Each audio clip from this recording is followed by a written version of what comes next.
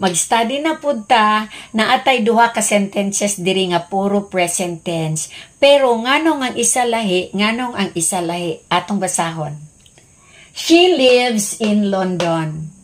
She is living in London.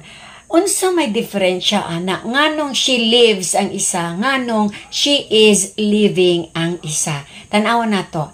Kaning una, she lives in London. Nagapasabot kini nga ang babaye permanente nagapuyo dito sa London. Dito gyud siya nagapuyo. So dunay ginatawag nato nga permanence. Kay kung dumduman ninyo atong lesson sa mga niaging nga videos, kung naay permanence, pareho anang habitual action, no? Na-mention nato dito.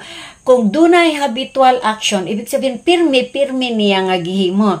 Kung may general truth, pirmi ra pud na siya nga ingon ana og dili na mausog nga fact. Kani usab maura ang babaye pirmi gyud nga naa didto nagapuyo sa London. Siguro usahay mo lakaw siya pero iyang pinuy-anan didto gyud iyang permanent residence. So kay do na may permanence kaning una nato nga sentence gi-construct in simple present tense.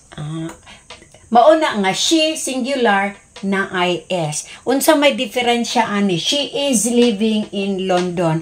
Kung kini in simple present tense, kini in present progressive tense.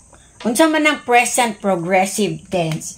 Kung present progressive tense gani, gamiton nimo na sa pag-istorya kung at the moment nga gaistorya ka ginahimo ang action. Unya, kaning action nga gihimo dili permanent, kundi temporary lang. Kay kaning simple present permanent man ni. Kaning present progressive dili siya permanente. Siguro kaning babaye diri who is living in London, siguro naalang siya sa London kay nagbisita siguro si iyang mamagpapa. Or siguro nag-spend lang siya dito sa iyang Pasko. Munang naa siya dito. Pero after pila ka weeks, pila ka days, pila ka months, mobalik yun siya dito sa iyahang permanente nga residensya. Kung in-ani gani imong idea, musulti gani ka or muhatag kag idea nga ginahimo karon ang action pero dili permanente, in-ani nga pagka-construct imong sentence kay present progressive man. Paano i-construct ang present progressive tense? Imo gamiton ang am kung ay imuhang subject, is kung isa lang ang imuhang subject, ug are kung daghan ang imong subject, plus verb with ing. Okay.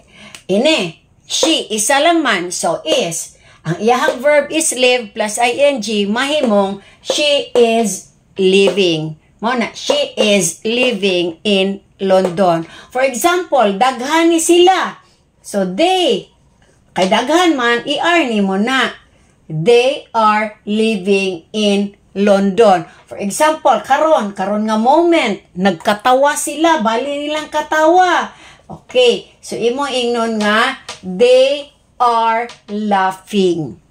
Kung karon kay gaistorya man ko, I am talking. Ikaw kay nami naman ka, you are listening. Kay at this moment, imo nang gihimo. Pero, temporary lang, kay dili man ta permi mag-atubangay karon og mag-istoryahanay. Di ba?